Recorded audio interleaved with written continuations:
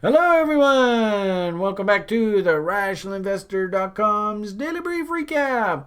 No idea whether YouTube's going to kick in here, so I just want to give it a minute or so just to make sure that it kicks in. Hey, there it is. Awesome. It worked.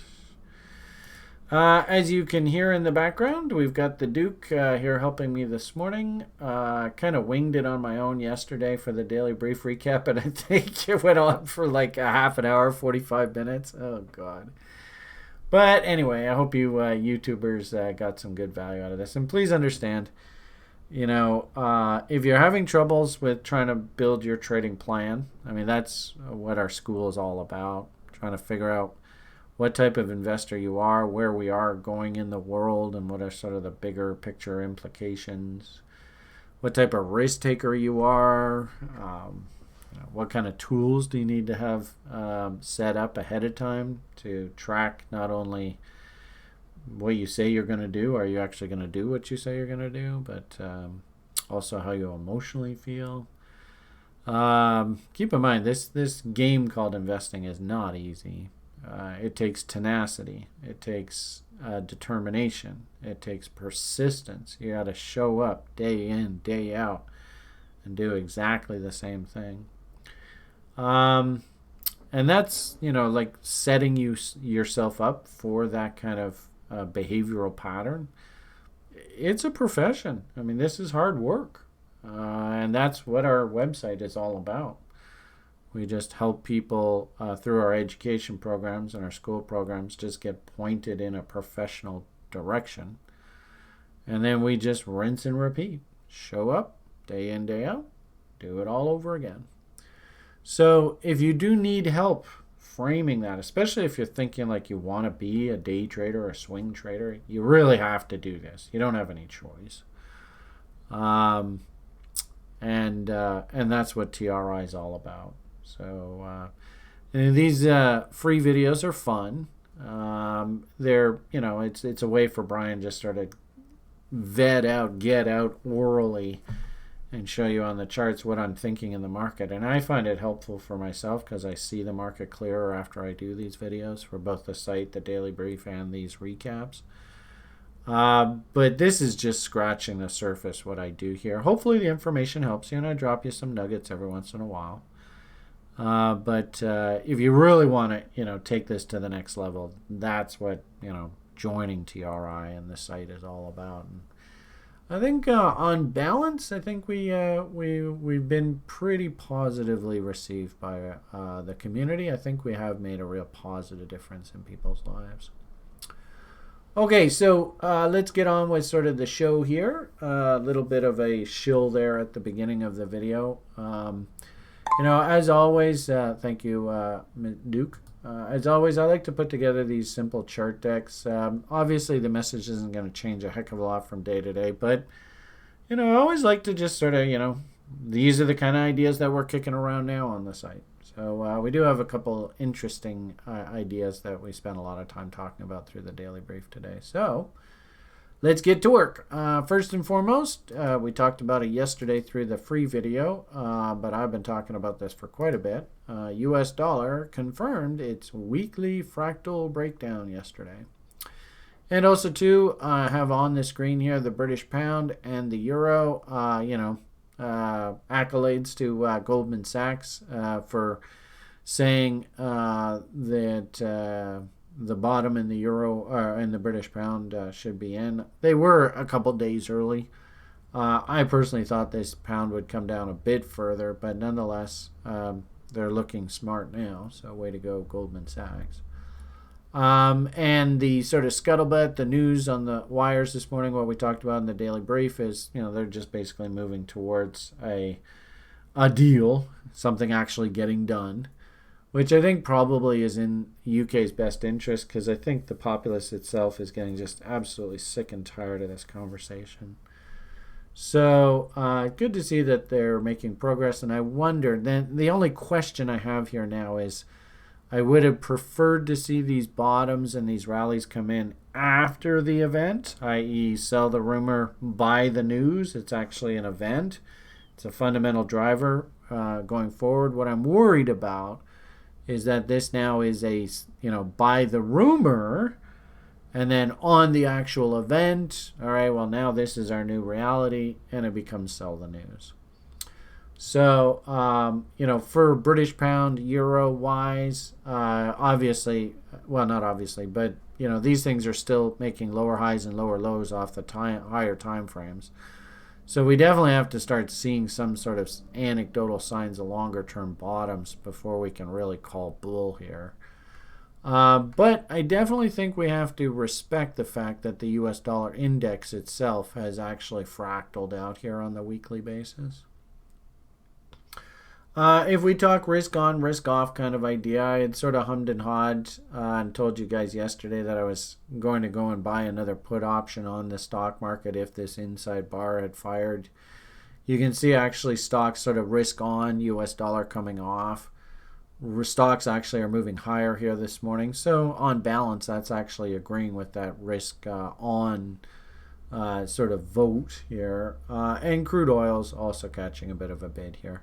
A little surprised at the underperformance out of crude recently, I gotta tell you. Stock market wise, we still have this cheeky little funny gap up top here on the S&Ps that I've been humming and hawing about for a while now. So, and we don't really have any sell signal, so I'm not really going to add to my short trade that I put on over here. Didn't take any profits on this because I still cyclically thinking that the lows actually have to come in at the end of this month, not right now. So I'm still looking for some sort of swoon into month end. And then, like I said before, maybe this is like buy the rumor. Then as we get closer and closer to Brexit, it becomes sort of sell the news. But we'll see what happens. That might be unrelated to this. Was talking about what I actually consider that the markets are being heavily manipulated right now. We talked a little bit about the oil market recently. How it was heavy, but then all of a sudden we had this funny little event that came out of nowhere right through options expiry. Wow, what a coincidence. And as a result of this move, Saudi Arabia drone attack, which, to all intents and purposes, is basically an act of war. If we had 20 or more little airplanes invading your airspace, all hell bent on murdering and killing and destroying, I mean, that's an act of war if I've ever heard one. World War I broke out just with one guy getting killed. I mean, I don't even know how many people in Saudi Arabia even died through that event. But nonetheless, after the event, it all just basically evaporated, which again leads me to believe this was all finessed. It was all manipulated, all around money, which is a bit sad, but nonetheless, this is this silly world of humans we live in. So I am seeing more and more talk. I did tweet out earlier, and I have been reading up quite a bit about. They're seeing just some staggering numbers crossing the wires about stock market manipulation and tweets conveniently being done to move markets, and how it's actually, if you do the math, it's turning into like billions of dollars now. So, there's that. And of course, the President of the United States of America right now, at any day, anything could happen, and this market could easily get knocked down 500 points. This is an options expiry day today, and this is tomorrow. This is third Friday of the month. And this is a big contract, October's. You see the open interest. There's some serious numbers. And the interesting thing is, if you look at the open interest numbers on the options, this is exactly where they want the market to go out here, right around 300. Just underneath 300 would be perfect from an options expiry perspective. So, again, lots and lots of market manipulation going on here. In my opinion, just blatant, but that's another conversation for another day. So let's watch really closely. I wouldn't be surprised one bit. Monday morning, boom, stock market's down 500 points because you know who said something. Risk off assets, the bonds, and I have on here the Japanese yen. I suppose we could also look at the gold market. They appear to me like maybe they were a little overdone. They all got just bitch slapped. The only one that didn't get hit really hard through this was the gold. But you can see bonds, gold, yen all enjoying nice little dead cat bouncy days here. And actually interesting to see everything is up right across the board. That's not supposed to happen. Somebody's not right here. It's either one or the other. I got a funny feeling that it's these guys over here that actually need to tick back down because, and this is just Brian's opinion, of course. I mean, we've had a hell of a drop here. And like the bonds, for instance, this can't keep going in one direction. At some point, you're going to have some sort of technical check here. So my hunch is that the bonds, the yen, and the gold to a certain degree too, I think they could actually enjoy a nice little counter trend rally window here. And as I've said before, I think that the stock market is basically at sort of topping levels. Why is it right here where it is today? And I think it has everything to do with options expiry. All right, that's enough talk about broader market. A couple really interesting sectors. I won't go into them today, but my paper, Norborg, actually is more sort of like plywood siding to protect houses for hurricanes and stuff like that. Just looks awesome. Totally broke out again today. So, but I won't talk about that today. Let's talk crypto. Bitcoin itself, talked lots about it recently. In fact, I distinctly remember both in daily briefs and in free videos for YouTube, I said that my hunch was that the market probably was going to come down against these kind of trend lines and find a little bit of support. So I think that's kind of what this is here. I could easily see some back and forth all through this area. I don't think it's going to be a clean slide straight down. Usually trend lines give a bit of a fight. So I think that's kind of what's going on here in the short term. But at the same time too, weekly charts looking extremely heavy. Where are we here? There we are. Could not recapture that 30 SMA. 13 EMA may actually cross bearishly here over the next couple of weeks, which of course in itself is unfortunately a bearish event. Mountain man levels, AB equals CDs, they're all floating down in this area here. And I think Kevin even said there's crypto OGer guys that are saying, hey, we're going to come in and buy all our, well, not all, but they're going to buy a bunch of their Bitcoins back at like $6,000. And we also showed you this recently, CME contract, big old hole on the charts. This hole needed filling in, doink filled. You can see there's a big old hole on the charts here. So could this thing dump down in here and fill that gap in? Sure. Wouldn't surprise me one bit, but there is that funny little cheeky trend line we talked about here. And I think I did this chart up for you yesterday. I was, from the algo perspective, I was kind of hoping for a nice little dump into bought levels and hit 2-to-1 objectives, test that trend line in earnest. And that may still happen. Who knows? As it stands now, swing trader sort of short setups. I think you could make the argument if we apply things like 50% rules to move stops to scratch on things like algo signals. You can see the market came down to 50% of that anticipated move, which is nothing more than just a 1-to-1, just an expression of this range down here. And we're starting to counter trend rally back. I could very easily see us trapped in this trend line battle for the next little while. So I was kind of hoping for, just give us a nice dump down into these levels and then spring back. But, you never know what the hell happened in the market. Maybe we do that now, dump into that level and then back up. But the weekly chart, definitely heavy.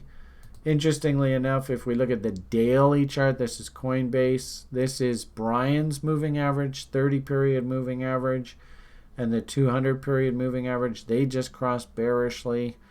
I know a lot of people are really jazzed about things like death crosses, and the death cross is the 50 period moving average. You can see that it actually looks almost exactly like that 13 EMA weekly and 30 SMA weekly. I showed you earlier off the weekly charts. They're looking very similar to that. So it hasn't, the death cross hasn't come in yet. But at the same time, too, it's very, very difficult to be bullish in the face of this. Lots of upside resistance. And if anything, what I'm thinking is if you do get dead cat bounces, our old buddy, this trend line off of this original peak, that's probably going to be sort of your brick wall. And even if we just do things like reload zones, what do you think the odds are that if we draw a reload zone from this low back up to this high, it's going to be right in this sort of trend line area? I bet you pretty good. Zoop, zoop, boom, and there you go. So, you might get, we're at 8,000 now, that's at 8,400. You might get a $400 rally here on Bitcoin, and all it is just bringing it back into resistance. I am not saying that's going to happen because, frankly speaking, I wouldn't bet on it here.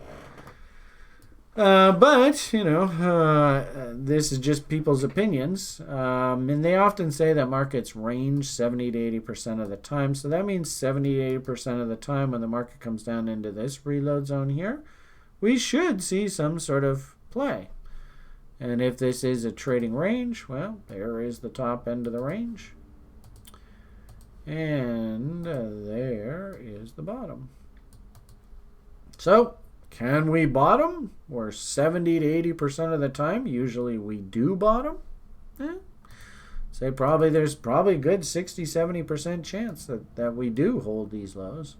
And I think he even said yesterday, I really wouldn't have a problem if some pro came into me and said, well, Brian, I bought this 78.6 and I'm going to risk to a break of these lows. Yeah, that makes sense. Typical range traders trade. But, like I said, higher time frame biases and stuff like that, they're starting to look really, really heavy here. So swing traders, I think swing traders are still pointing down. Algos are still working. Bots are still working. Day traders, swing, lower time frame players. Daily institutional moving average bias is down. 4 hour is still down, has not turned back up here. So as a result, still have to just keep hunting short setups. I know there's lots of conversations about the applicability of this on MEX given their commissions contracts. Really what I want to do is I just want to get the market message and just see whether this trading plan actually at 2-to-1 risk reward produces positive results. Clearly it does.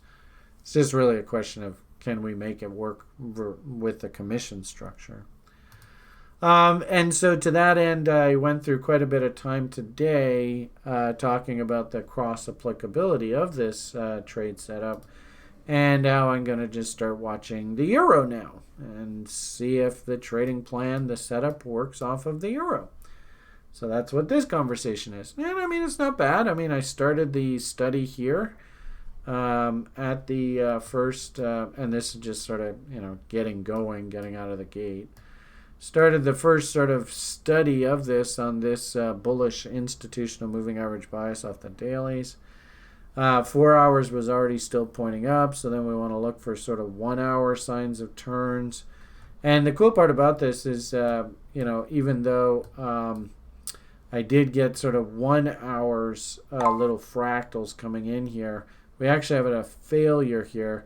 And I tracked the just the trades themselves, 1 scratch, 2 losses, then 1 win. So ironically enough, through all this malaise here, it actually works out to a scratch. Go figure. Then win, scratch, loss, loss, win, scratch, win. I mean, you guys get the idea. The key here is we just want to make sure that when we're right, we get paid twice as much when we're wrong. Basically, I'm going to do the same thing on the euro that I just demonstrated on the old corn there over the past month. We'll run this now on the euro. Let's see what happens. So finishing off today's conversation, I don't think that's really anything, I don't think the focus in the market is on Bitcoin right now. I think actually the focus is elsewhere, right? And here's dominance conversation, just made another new low. I suppose, we talked about this, and I saw somebody make a comment on the free YouTube video about Wyckoff checks. Really good example of a Wyckoff check there. You might argue this was another example of a Wyckoff check there. And you can see, boom, we just made new lows here. Lower lows and lower highs defines a bear market. So where is the money going? And actually, we spent a lot of time this morning taking a look at some of the altcoins and what do they look like. I'll be honest with you, I'm not overly impressed with what I'm seeing out of things like Ethereum and Litecoin and stuff like that. I think a medium tier one's meh, And if anything, I've said this before, but don't take it out of context, right? But I do believe this is a coin picker's market. And so Doge, I actually even posted a tweet out yesterday about this. I actually think that there are lots and lots of reasons developing to actually consider getting long here. Spent a lot of time in the daily brief actually talking about how I performed through this and the review that I gave myself of this trade and how I've been trading Doge over the past 6 months was not very good today. I'm not overly impressed with what I've done here, but I just hold myself to account. And as the Duke even mentioned here, half of the reason why people kind of like Brian is because he doesn't bullshit you, he doesn't lie. He just tells it, look, I fucked this trade up and it was ugly. Now, the interesting thing about all this is I'm a fan of Doge. I love Shane. Shane's on the site. He's a big Doge fan. And Alex Sturck is part of the Doge community as well. And so I'm long a shitload of Doge anyway. But I just wanted to point out here, and I'm not going to take any credit for any trades or banging out doubles or all that. I mean, if I double my money on Doge, I'll act, but I'm not going to toot my own horn like I'm Mr. Super Trader and look at me, all that kind of stuff. All I'm going to say is I see a trendline breakout. I see a head and shoulders. I see, actually, if we even zoom out a bit, I see that we're below value. I see that we're trying to accept into value, which means 80% of the time we should go up to value high. I see that the 50% rule is, from the breakout levels was more than double purchase price. I see trend lines that probably will act as key resistance up here. And what was really cool, and I probably just leave off this free video at this is another great example of Mr. Gann's 50% rule in 50% of the time that the market corrected. And the interesting thing about this is exactly like Bitcoin. Did you notice that this is exactly 1 year from top to bottom? That's remarkable. So, if that's the case, and those kind of thinking, like for Mr. Gann, oh my God, he goes crazy when he sees that kind of stuff. Is it realistic to see half a year, 6 months, this market work its way back up to 66? I think absolutely, completely realistic. The problem here is, if you're looking at this for the first time, is it a good idea to chase price up here? I don't think so. If you do get pullbacks against this original head and shoulders bottom, back below value, back against this original W, reload zone 61.8 to 78.6, then I think you can consider participating. So, that's the sort of state of altcoins right now. There are some coins that are doing really, really well here. And I think it's this kind of story that you're seeing on the dominance conversation. Why is this breaking down? Well, there are some stories. This GBYTE is another one that we were taking a look at through the daily brief here today, and you should be able to see the W's, trend line breaks off of things. And I like this because this bottom one here is versus USD. I personally prefer to look at these things versus USD. And I like the look of that. I'd like to see some sort of structure on the other side of this trend line. But, you know, kind of like the Doge, right? This is what I see happening in the altcoin space here now. It feels like it's cleaning up, so that's good. All right, so I say I'm going to do these 10 to 15 minutes, and the Duke just informed me that was 25 minutes. What the fuck? I'm terrible at this. But anyway, hope you guys got some value out of all of those rants.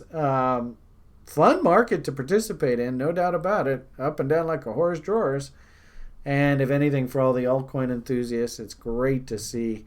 We're starting to see some anecdotal evidence of some half-decent, cute little W's coming in. But it's case by case, and it's definitely a coin picker's market. All right, everybody. Have yourselves a great day. All the best, and bye.